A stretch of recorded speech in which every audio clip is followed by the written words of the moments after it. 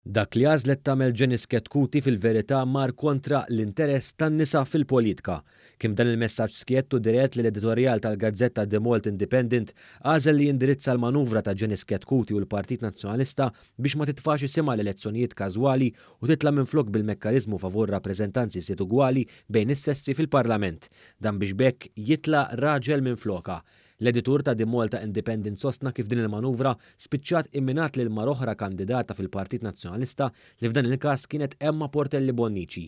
Din mhux l-ewwel ċamata li qala l-Partit Nazzjonalista kawża ta' din il-mossa kontroversjali.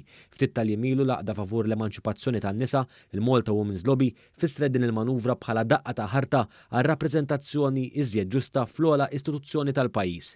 Il-Malta Women's Lobby kienet argumentat ukoll li din il-manuvra ma xejn għajr skuża u evidentament l-affarijiet interni tal-Partit Nazzjonalista ħadu priorità fuq ir-rappreżentanza demokratika fil-pajjiż.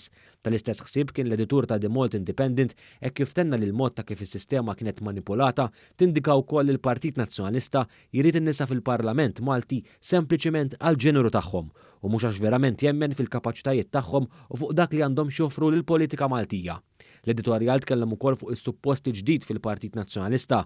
Saħaq li b'din il-manuvra li tingħata preferenza lil Carmen Mifsud Bonnici minflok Janice Ketkuti titfa' mistoqsijiet kbar fuq ir-rieda tal-Partit Nazzjonalista li jiġġedded. Mingħajr kantonieri, l-editur tal-Gazzetta temm jgħid li din id-deċiżjoni ta' Ketkuti jew tal-Partit Nazzjonalista kienet waħda żbaljata.